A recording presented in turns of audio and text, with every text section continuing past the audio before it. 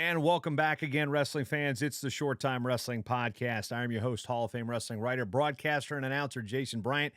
It's been a minute because for the last year or so, actually probably a little bit more than that, I've been very inconsistent with the release of this show. But today, it's a topic that I've been following for about 2.5 years, and I'm actually probably even longer than that, ever since I had an affinity for college sports and things in general. But today, talking realignment. And we've got big news in college sports on how that impacts the football and how that drives the bus. But I'm looking at it on how wrestling is impacted, affected, and things we can do possibly to get ahead of the curve. We don't drive the bus. We're just along for the ride, and things that we can do as a sport that could be beneficial for our programs, specifically at the Division I level. Before I get to that, a couple shout outs for our patrons at mattalkonline.com/join the team. You can get the shout outs, the gear, the access to the Discord server. Scott Rupp, Anthony Charmoli, Jim Thrall, Kalen Napier, Jimmy Arrier, Joe Lamplot, Andy Cook, Don Squires, and Timmy Hands. Of course, a couple of you have gotten shout outs before, but figured I'd go mark you guys complete on the Patreon side of things for your support of the network. If you want to support the program, support the network, which isn't just this show. It's everything that goes into the other shows, such as On the Mat with Andy Hamilton and Kyle Klingman. They've been part of the network since Kyle was doing On the Mat and I was at USA Wrestling before this was even actually a network. And, of course, Blood Round is on board now. Not safe for work, those of you who might have gotten a little shock. Yes, there's a disclaimer on that show for a reason. Tommy and Kevin, been good friends over the years. So, basically, that's more of the bar talk discussion of wrestling. Not as buttoned up as some of the shows here. So yeah, sorry guys, that is what it is. But today is 8/8/88. No, it's not 8/8/88. It's 35 years since 8/8/88.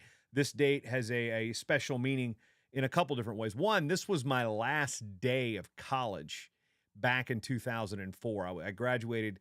I walked in May and I finished up on the 8th of August with my last summer class, which was, I believe, Communication and Research Methods.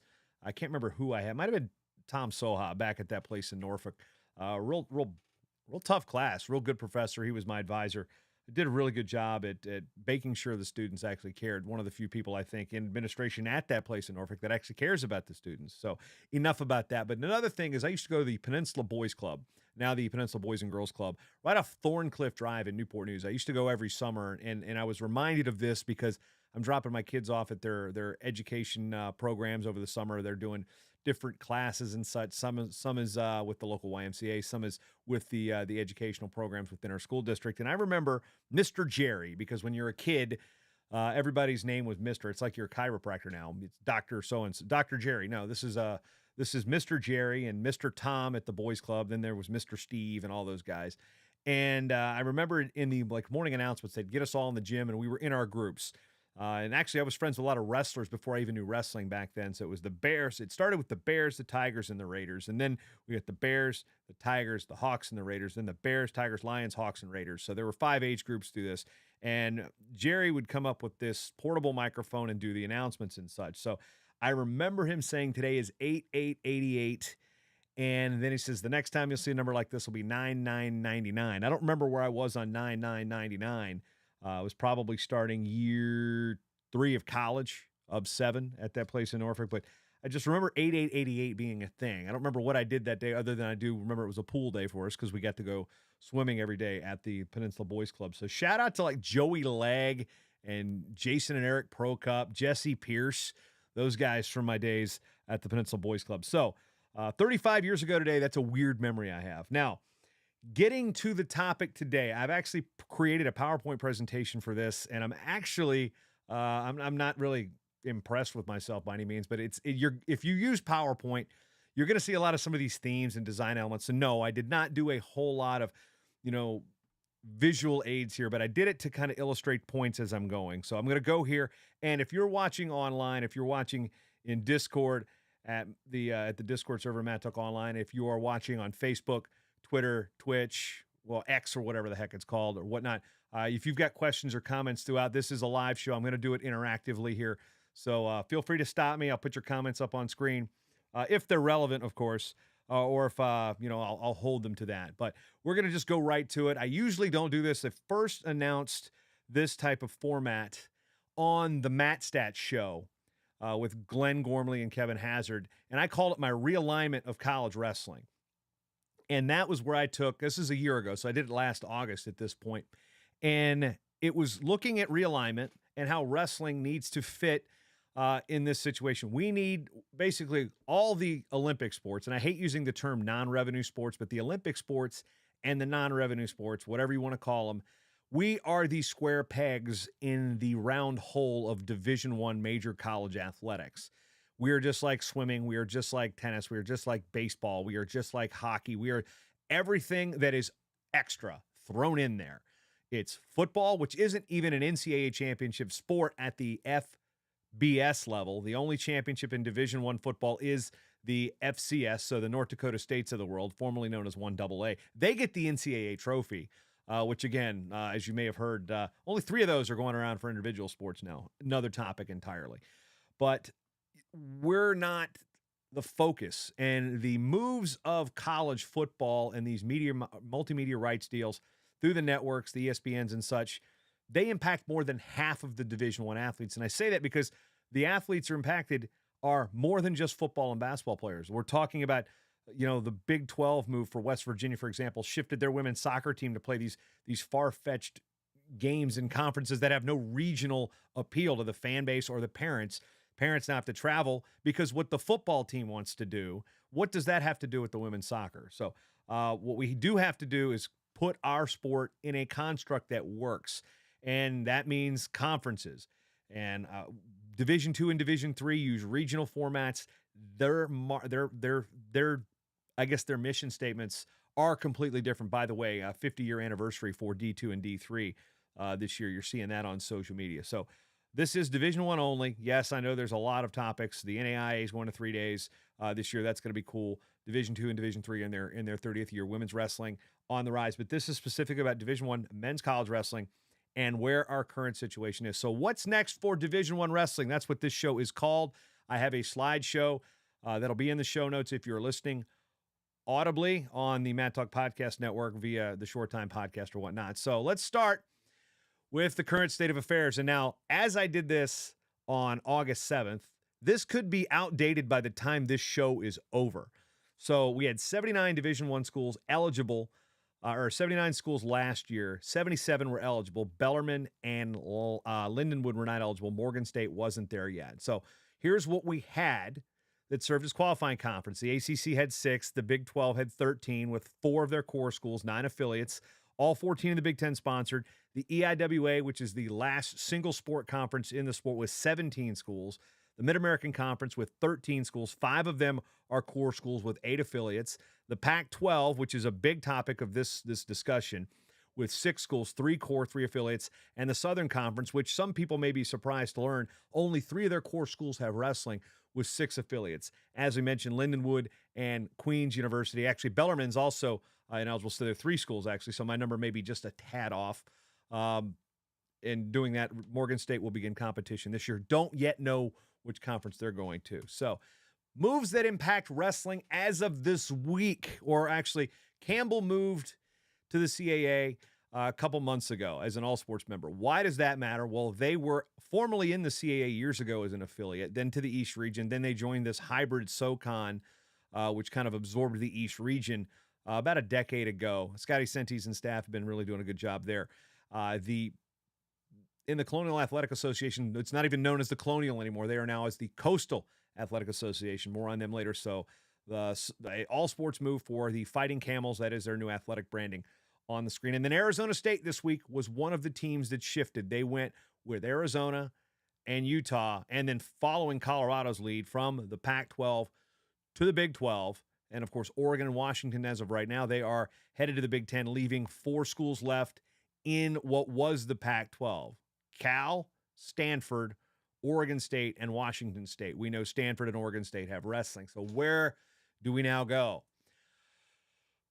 Oregon State and Stanford, and pardon the caps on this, because when I did the visual, this is not edited for proper capitalization, because I typed it in all caps, and then the design thing decided to, that's not important right now. So we know that Stanford and Oregon State are 2 of the 3 core members of the Pac-12. Their all-sports conference future is still unclear as of 2:26 Central Time, Tuesday, 8/8/23. We do not know where Stanford and Oregon State are going to land from a wrestling standpoint. What could 2024-25 in Division I look like? The reason I went there is because these moves are not going to happen until after next year. So the ACC has 6 sponsoring schools. They are rumored to be talking with Cal and Stanford. Why? I don't know. Because there's nothing I think of more Atlantic, and this is a joke that's been repeated. I think Atlantic Coast. I think Bay Area. Yeah, so who knows what's going to happen there. Let's entertain that thought for a second, though. What happens if, I've actually got a map. I have visual aids here. This would be cool if the ACC got to 8, but I would be looking more like a Syracuse and a Boston College. That's another thing we need to just kind of quash right now. I'm not going to be touching on schools that potentially could add wrestling because Power 5 schools aren't adding wrestling. Why do they want to throw money away? That's what it is. Very few of them are adding men's sports to begin with. I know Arizona State added men's hockey not that long ago, probably 7-8 years ago.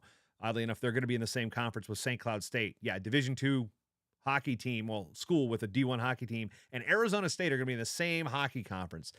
Realignment, such a fun thing. College hockey needs it too. So here's what it would look like. You've got the tight collection of the schools, mostly in Carolina, Virginia, then Pittsburgh in the ACC.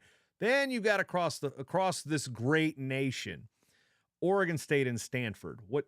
Yeah, that just makes no sense. That's what it would look like. 8 wrestling schools, that's kind of cool. So I think Stanford is eventually going to end up in the Big Ten. Stanford too, and I'm using Big Ten Plus kind of as a joke here because that's the name of their streaming outlet.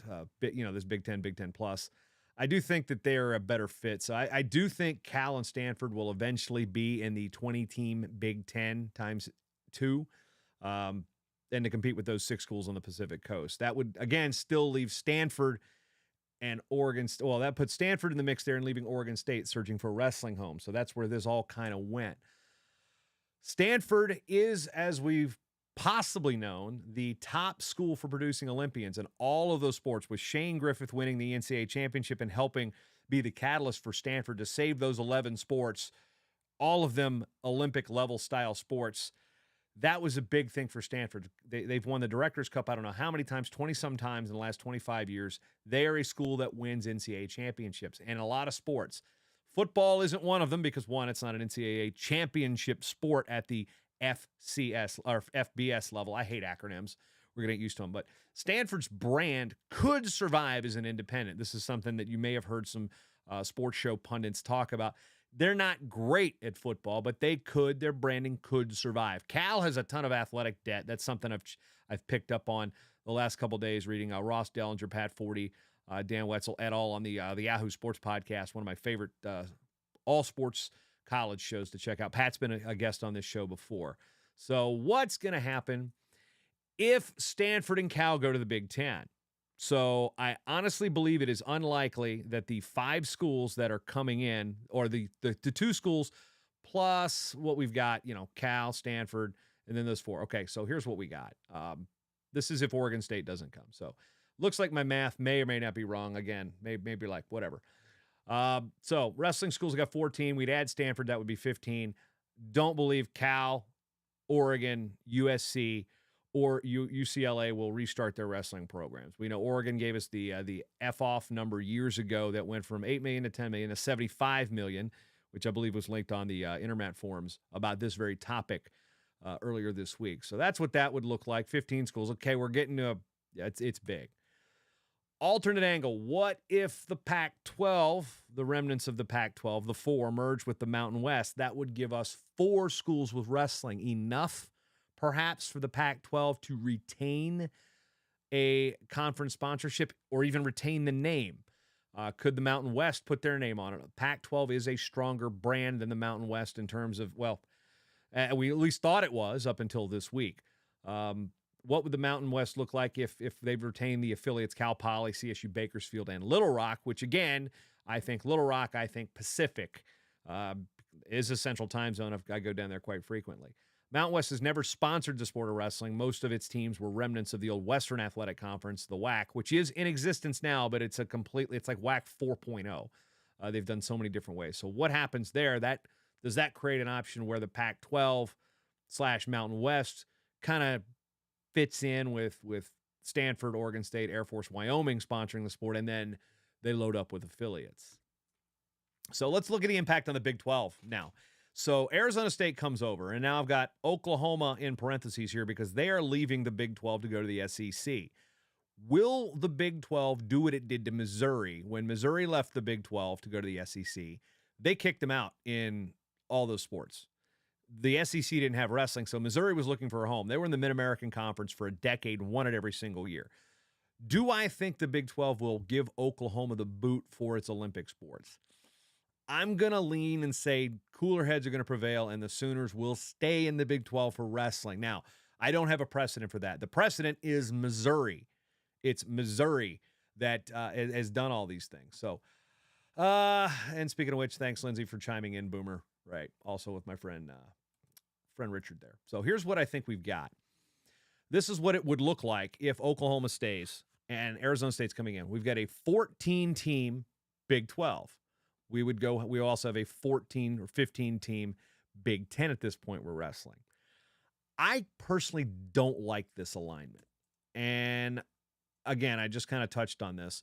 Arizona State would be the fourth core Big 12 school because Oklahoma's moving out. But I just, I'll get to that in a second. So options, Big 12 with Stanford. Now let's say Stanford doesn't go into the Big 10. What do we got? We'll say the Big 12 takes them both as affiliates because the Big 12 has taken everybody you see on this list here, the old Western Wrestling Conference and California Baptist, and absorbed it into a Big 12 with, again, at this point, this would be 4 all-conference teams and 12 affiliates. That's something I've never seen. Now, so if Stanford goes to the Big 10, you take Oregon State, you're at 15.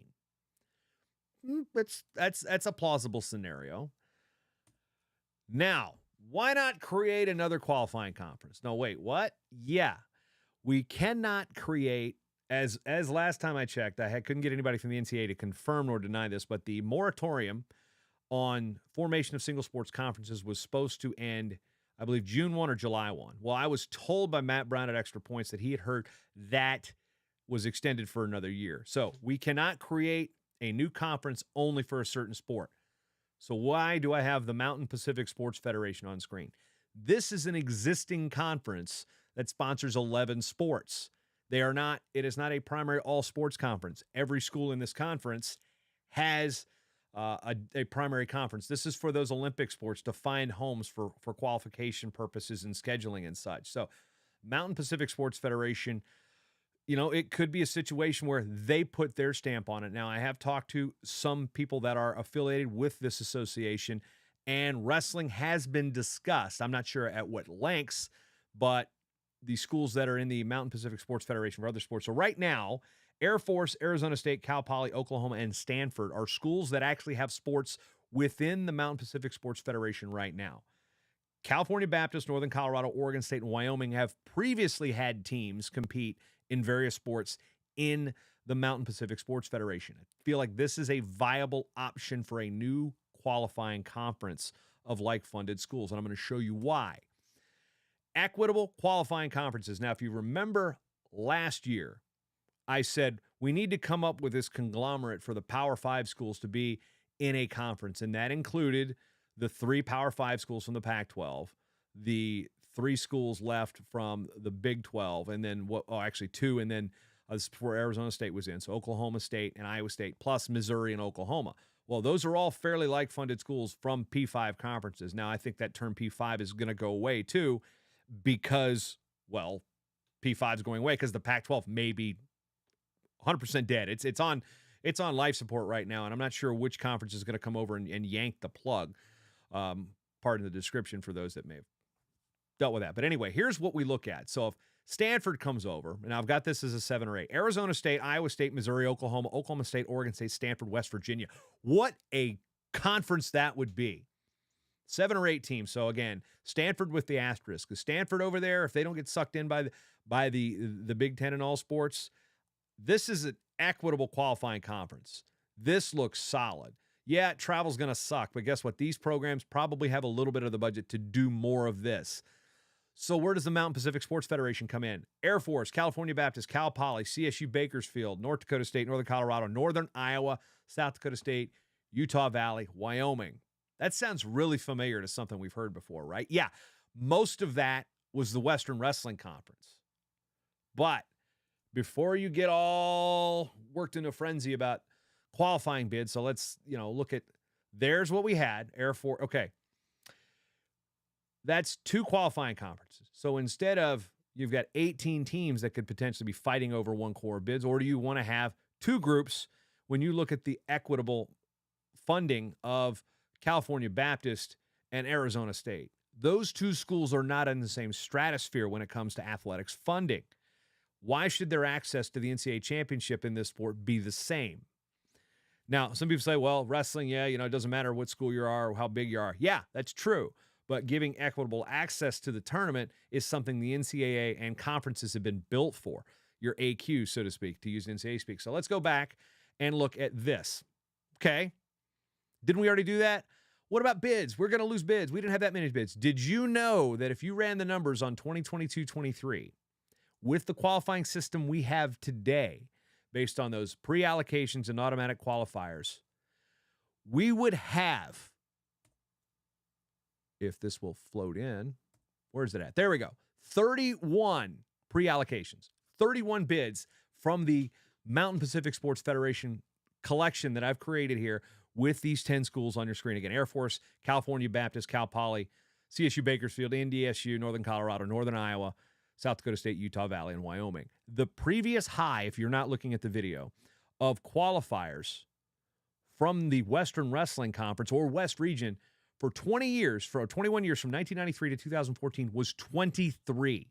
This configuration has more bids because these schools have invested more and their coaching staffs are doing better jobs, and they're not half-funded schools anymore. They're better funded. They're still not on the likes of a Power 5 fully funded, but, and full resources and all that stuff. But this is a good conference as well. Now, granted, some of these things are going to shift because of coaching changes and athletes, and it's very fluid. One year, you may earn 31. The next year, you may earn 16. That is the beauty of the system. You're not stuck on historical data. So this is why I now have a full breakout on this later, in case you're wondering. Now, wait a minute. Little Rock, they were kind of in there. What happened to them? I'll have more on that later. As I've alluded to, the CAA used to be known as the Colonial Athletic Association. Apparently, you can't say Colonial anymore, so it's Coastal as of July, because most of its members now are on the Atlantic coast. And I say most, I think almost all of them are on a state that borders the Atlantic Ocean. Restarting the CAA wrestling, is this an option? The CAA has, they need 3 to sponsor the sport, so they would need at least, actually, that's maybe not a fair statement. They need at least 3 affiliates. Now, I talked to Joe D'Antonio, the conference commissioner of the CAA, about this and saying, one, how realistic is this? Well, if they were to even have the conversation about adding wrestling, they would need to add at least 3 affiliates. Guess what? There are 4 wrestling schools that used to be in the CAA for wrestling: Binghamton, George Mason, Ryder, and Sacred Heart. George Mason was an all-sports member. When them and Old Dominion left the CAA to go different ways, George Mason went to the Atlantic 10. That school in Norfolk went to Conference USA. That essentially dissolved CAA wrestling. Hofstra and Drexel were the last 2 all-sports members that sponsored wrestling in the conference, and that dropped under 3, and the conference no longer, sponsored the sport, which sucked because it went about 20-something years, and, there were some good squads there. So if we're to do this, the CAA also needs to have the buy-in of the majority of the board of directors, which is 14 schools in the CAA. So 8 of the 14 would need to say yes. Now, 5 of those schools saying yes have no dog in the fight. They just say, all right, cool. Hopefully, there are progressive athletic directors that realize that even if you don't have a sport, you don't have to vote against it. So I think this is good, and I will show you why. So we'll move forward. Now, would the alignment be the same here? No, because I've got a different thought in mind with some other schools. So we're looking at CAA. We could go Binghamton, Campbell, Drexel, Hofstra, Long Island, LIU, Ryder, and Sacred Heart. Something's not the same there as I had previously. What about that school in Fairfax? They actually have wrestling, and they were the rivals, so I can still say George Mason University. And my co-announcer, Brian Hazard, is a George Mason alum. So what about Mason? We say, what about Little Rock? What about Mason? Well, hold that thought. The EIWA, as it would stand then, would have 12 schools. The 6 schools in the Ivy League, the 5 Patriot League schools, and then Franklin and Marshall, which is the only Division III school with a Division I wrestling program. They are in the Centennial Conference, which is headquartered in Lancaster, Pennsylvania, my old stomping ground. So that the EIWA in this form would stay at 12 teams. There's been some talk about the Ivy League breaking away, and they have 6 teams. They haven't changed their membership in, whatever. I mean, I don't even know. That's one thing I didn't even look up. They've been the Ivy League since the Ivies could grow on bricks or moss or whatever. That's a bad analogy. Just move on past that joke. It wasn't even a joke. It was just a bad setup. So you've got Brown, Columbia, Cornell, Harvard, Penn, and Princeton. They could have their own qualifier. I think there's a contract they have to work with the EIWA to what schools are still in the EIWA for whatever length of time. But the Ivy League has 6. That's the minimum for a qualifier. They're definitely not going to be adding schools. So the Ivy's kind of been immune to this expansion, this realignment thing. Now, we would love to get Dartmouth and Yale to have programs back. Yale actually had the better of the programs. Dartmouth had a team. It was kind of a blip on the radar. They competed with a lot of the old New England schools back in the 40s and 50s. Never really was a factor. But Yale, I mean, Jim Bennett, the freestyle team leader for women's freestyle, he was an NCAA champion for Yale. So Yale's got a good wrestling tradition. They dropped it in the early 90s. So hopefully, it's not like they don't have money in New Haven, Connecticut, but that would be where I'd see the Ivy League. Now, I think the Ivy should break away, and I think the Patriot League should sponsor wrestling and add Franklin and Marshall as an affiliate. I have outlined that in the previous show. Now, the sticking point here with the Patriot League being a qualifier is Lehigh and American utilizes the red shirt. Now, the Patriot League sports do not allow you to red shirt. So what's the way around that? Well, the Patriot plus F&M could be the EIWA. It would remain the EIWA. Or if you do the Patriot League sponsorship and figure a way around the red shirting situation, the EIWA, again, this is something I brought up a year ago. I'm not going to waste a whole lot of time on it, is the EIWA could create an invitational with the 17 teams that were in it in January or something, create a destination event, and also help with qualifying, because you have like 3 conferences coming together in one tournament, and you'd get that cross-pollination for your RPI situation. So that's what I think. I'm not going to spend a whole lot of time on this. I know the Ivy League is actually discussing this more so than this is just me coming up with ideas. I think the Ivy should be a qualifier. Otherwise, so who's left? I've got 2 potential conferences here: Bellarmine, Davidson, Gardner-Webb, George Mason, Morgan State, Presbyterian, and Queens. And the other conference is App State, Chattanooga, Lindenwood, Little Rock, SIU, Edwardsville, the Citadel, and VMI. This is where it gets a little tricky. Current Southern Conference membership with wrestling: Chattanooga, the Citadel, and VMI. Yeah, if you were not paying attention to major college sports, you may not know that Davidson and App State weren't even in the Southern Conference anymore. The SoCon also did not kick out those teams as affiliates in wrestling when Davidson went to the Atlantic 10 and App State went to the Sun Belt. So it's not what it used to be from a membership perspective, but it also has the opportunity to be flexible. So where is that flexibility going to come from? The Ohio Valley Conference. Now, last year when I put this together, I had initially said the Ohio Valley would go with the Big South to work on they had a football scheduling arrangement where those schools would kind of come together and have scheduling with each other and basically kind of create an ad hoc kind of conference. Well, if we add App State, because of their history with the Southern Conference teams, we have all 3 SoCon teams and all 3 Ohio Valley Conference teams that have wrestling. Now, Lindenwood is new to the conference. Little Rock is new to the conference. SIUE has wrestling. So there are 6 schools plus App State, and you can see on a map geographically, not that difficult as far as travel goes. Now, I do know that getting from Little Rock to Boone, North Carolina via flight is a little different. I've had that conversation with Neil Arisman at Little Rock before. But why this? Where's the precedent? Division II, the South Atlantic Conference and the Conference of Carolinas. Conference of the Carolinas, it used to be a couple different names. Conference Carolinas, I believe, is its current name. They came together the past several years and created a conference for wrestling and a conference for field hockey, doing press releases, doing wrestlers of the week, all conference teams, things like that. What's to stop two conferences from Division One if they have progressive leaders that are caring enough about Olympic sports and non-revenue sports and sports that aren't just football? And these are not FBS conferences here. These are FCS conferences, at least with the schools that have football here. So these are the schools that aren't hitting the multimedia streaming rights like crazy. So geographically, this makes sense. It keeps two conferences, core memberships together, and it makes a 7-team qualifier. It also gets you away from that 6, because the worry some people had with the 6 is if a team drops, you're no longer a qualifier. Well, 7, you've got something built in. Now, what's next with the remaining schools? So I currently like this. Maybe I'm calling it the SOVC, the SoCon OVC, the SOVC. Let's call it that. 7 schools with, again, I'm not going to talk about a lot of schools adding wrestling, but these are the type of schools that may be in line to add the sport. I know Western Carolina is in the Southern Conference. They have done a feasibility study. That was before COVID. We don't know where that's going to go yet. Now, next thing. None of the remaining schools are in conferences with at least 3 members. So the A-Sun used to be known as the Atlantic Sun, the A-10, the Atlantic 10, the MEAC, where Morgan State is restarting wrestling, and the Big South, which did have Campbell, but now just has Gardner-Webb and Presbyterian. So what do we do here? Now, when I did this yesterday, I didn't even think about the concept of potentially bringing back the Eastern region. Now, regionals in this realm is not like regionals in Division II and Division III, where top 3 from the conference go, and then that's your bracket.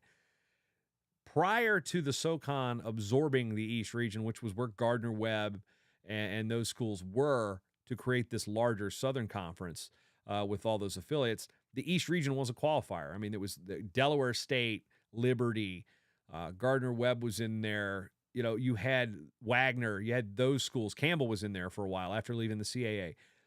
That was a qualifying conference for schools that were kind of like the islands of misfit toys. Well, here we've got 1, 2, 3, 4, 5, 6, 7 schools that kind of fall on those islands of misfit toys, all relatively funded the same, or lower funded programs. They're I don't want to say that these schools don't have money, because that's maybe not a fair assessment, but they're not P5. They're not mid-majors that have been challenging for trophies. This is an equitable solution, I believe. Now, if we look at the map here, a lot of Bellarmine is in Louisville, Kentucky. That's the furthest school out. Let's go with Bellarmine and Queens. Let's just put the A-Sun banner on this. Could be the Eastern region. That would be something I didn't consider when I made this yesterday. That's how quickly would you go. Scott Tisher, Tarleton State, they would probably float. Let's add that question to it. Thanks. What's up, Tish? Been a while. At least you're not sticking a fork in your ear over this one. Tarleton State, I've got to probably do some thoughts on. They could probably fit in, that Mountain Pacific Sports Federation based on their funding, or they could even try to, they're in a border state with Arkansas. They could probably go in for the SOVC. Sounds like a shopping network, but we do find out if that fundraising. So right now, back to what I'm saying, the 7 teams, the A-Sun, Atlantic 10, MEAC, Big South conglomerate, I feel like this could be, if the East region is an option, that's something I need to pursue a little bit more. That could be another qualifying conference. Now, where do we go from here now? So what's all this mean? What does all this mean? That's what I've been trying to get at. I'm just trying to educate on this. Oh, wait, we're not there yet. We're not done. The MAC.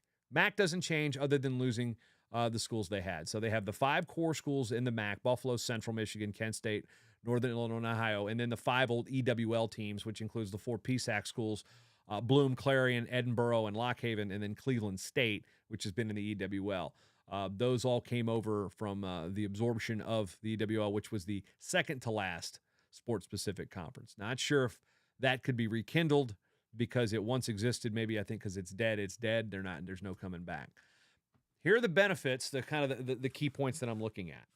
The sport expands from 7 qualifying conferences to at least 9, now 10 if we get the Ivy-EIWA split.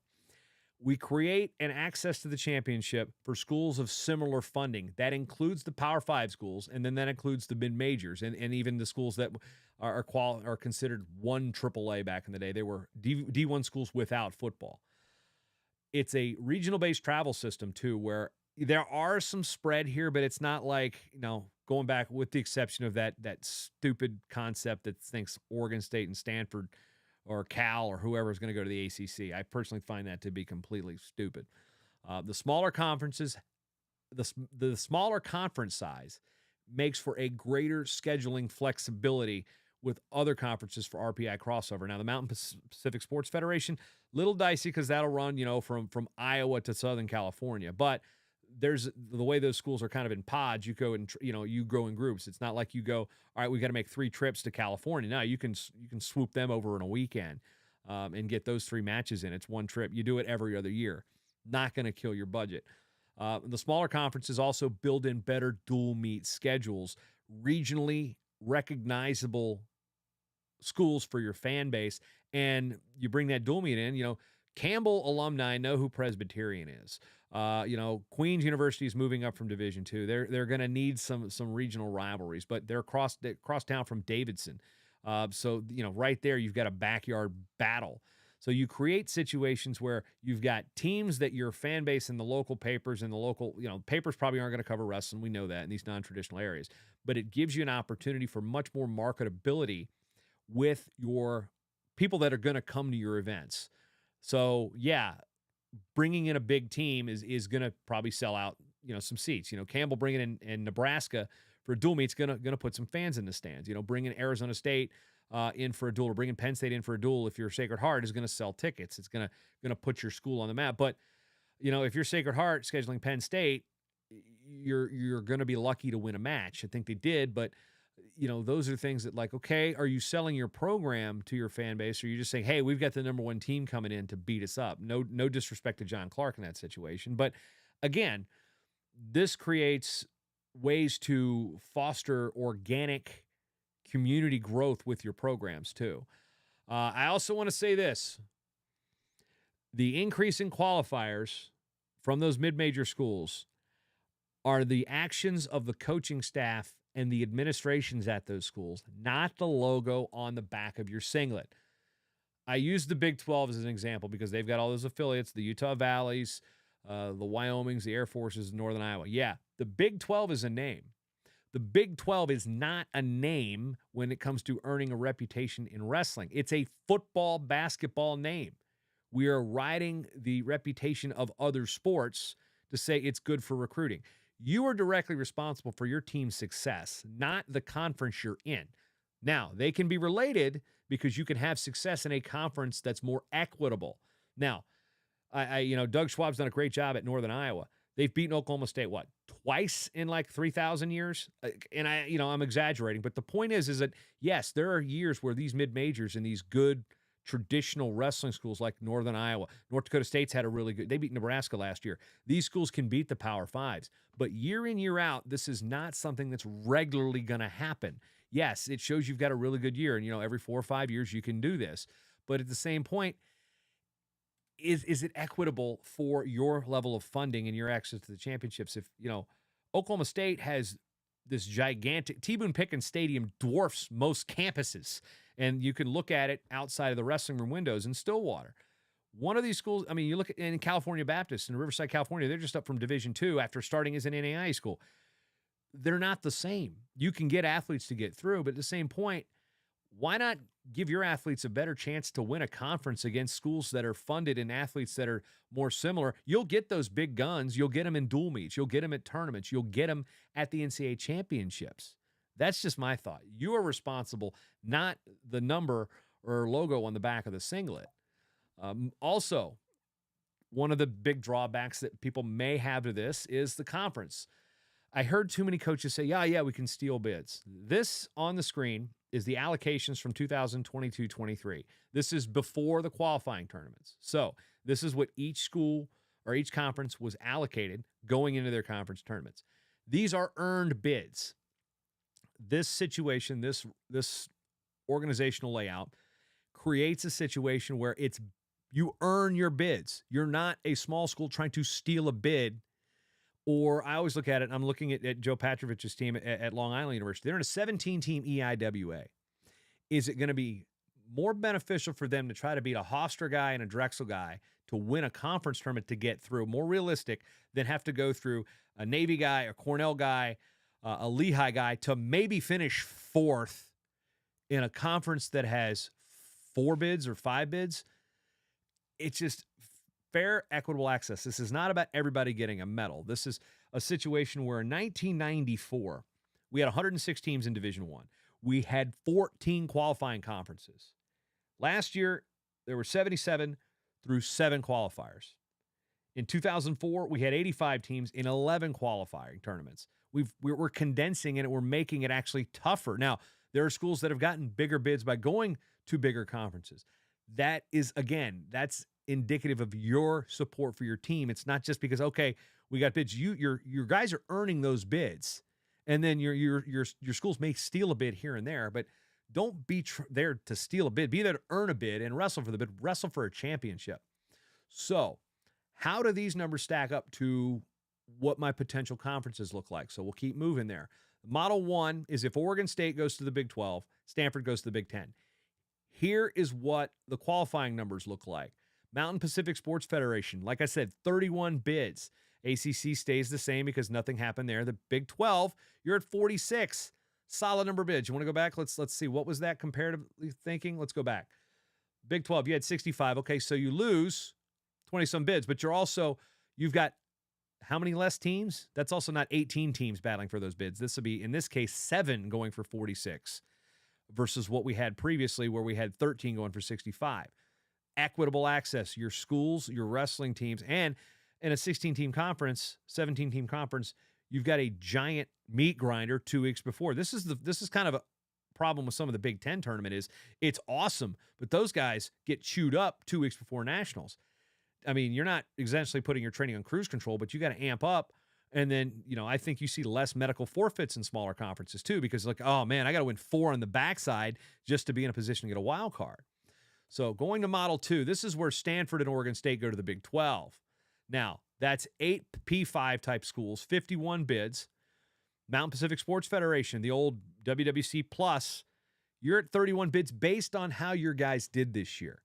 So that tells you that it's not the logo on the singlet that can get you to nationals. It's how good your guys compete. And no, you all do not cross over with everybody. So yeah, you're wrestling the Oklahoma States on your dual meet schedule. You can still do that because you have that ability with a smaller conference. You don't have these scheduling limitations. The Big 12 wasn't even a balanced schedule to begin with, just like the EIWA isn't.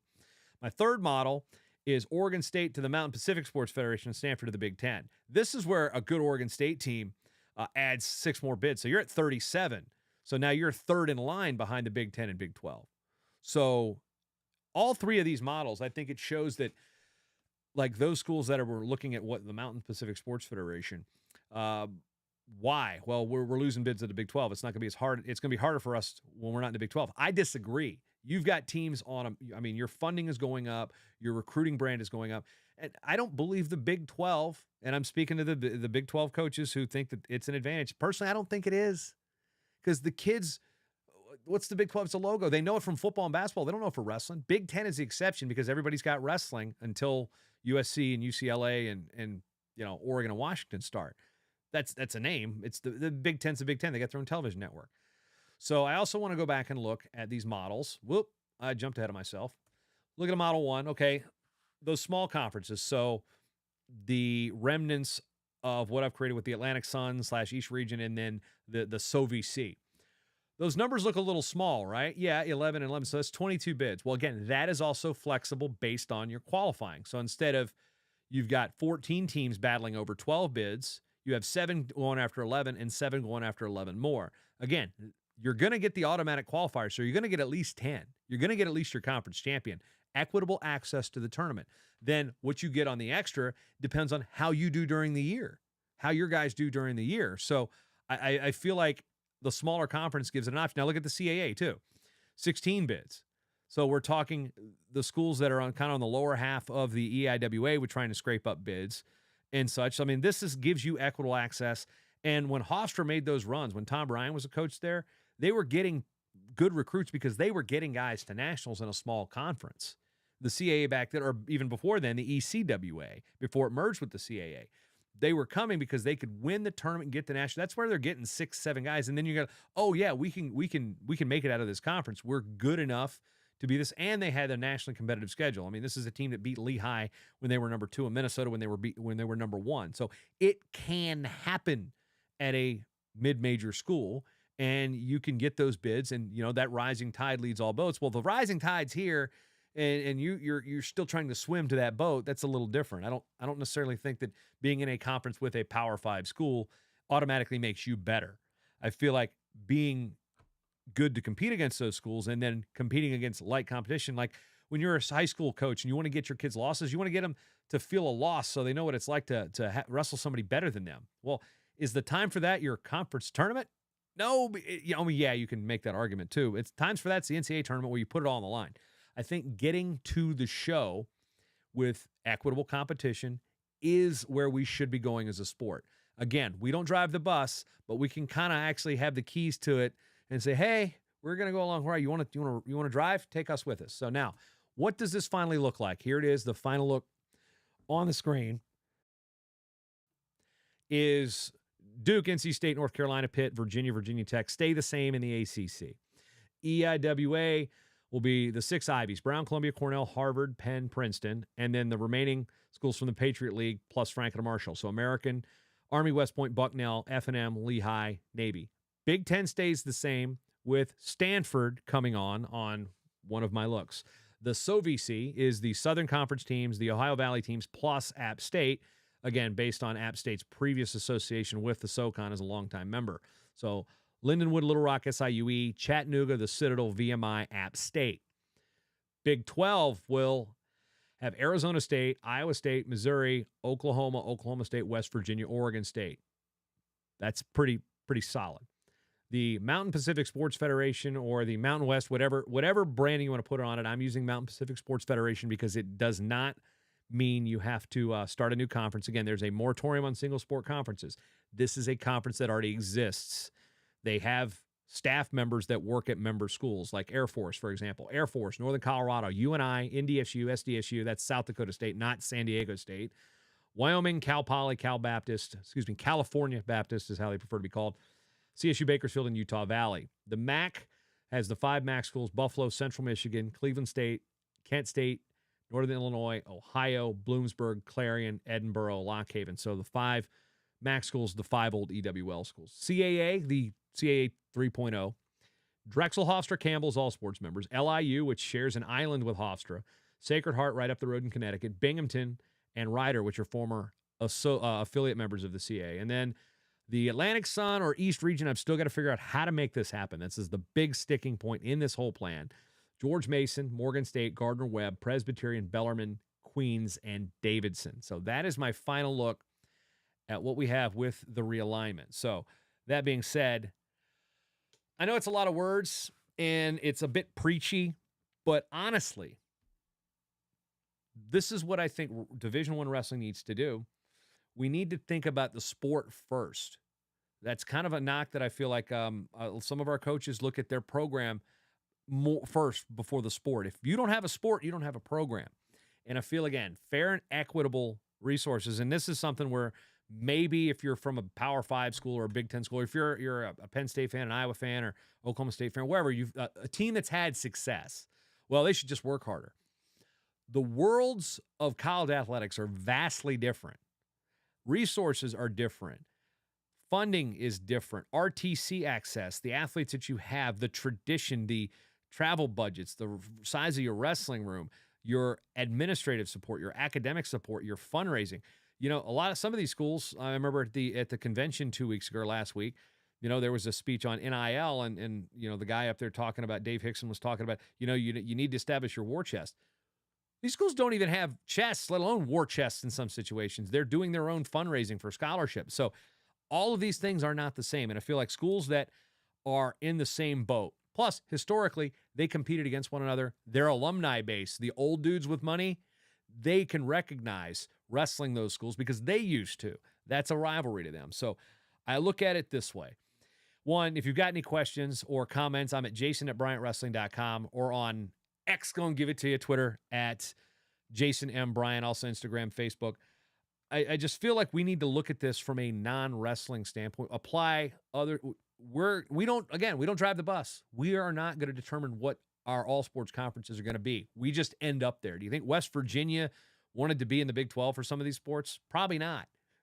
I think they're more in line to be. I think they should have been an affiliate in the ACC for wrestling because, a backyard brawl with them and Pitt would be great as a conference duel. But as an all sports member, they can't do that. So until we have football does its own thing, basketball does its own thing, and the rest of the sports farm out and do what they want, this is what I feel the best situation is. That being said, this has been episode 734 of the Short Time Wrestling Podcast. I think when we get through the World Championships, I'm going to try to do live shows now. I'm trying to think Tuesdays at 2 may be what wins it for me. I've got to be more consistent because, whether it be guests on the show, whether it be long, drawn-out soliloquies like I've got here, presentations, research, I want to get back on the horse with that. So Tuesdays at 2-ish, 2:15, maybe my old weight class, which, let's be honest with you, I'd never wrestled a varsity match, so that's not really important. But Tuesdays at 2 seems to be something that kind of jumps out at me. I'll get the coaches poll out during the season, so I'll be talking about rankings. Also, for those on video, I am rocking Thompson High. Yes, of Vision Quest fame. Think you'll make the weight? Hope so. Hope so, too. So, everybody that did the research, for those that helped me out, and the coaches that tug my ear a little bit, thank you. Thank you for the comments out there. Be sure to like, subscribe, rate, review, all those buzzwords. Hey, if you're on the YouTube, smash that bell. Whatever. I've got 500 subscribers on YouTube. When I show up, it's mostly podcast stuff. So, going to do more video. Drop me a line in comments. Your feedback. I want to hear what you got to say. Am I completely off base here? What would you change? What would you shift? This is not a publication or presentation that's going to be, or it's not even an actual presentation to anybody. I'm thinking, hey, start thinking like this. Maybe we can get the situation, these smaller conferences. Now we can start the conversation about adding sports. Like, oh, well, College of Charleston, you don't have football. You're down in the CAA. That's a pretty attractive place to start wrestling. Greensboro, it's time to bring that back here. Options for the mid-majors to bring back the sport. Probably more discussions there that are viable than Oregon and Washington and USC and UCLA. So that's what I got. I'd like to thank you for spending your time with me because you've always got time for short time.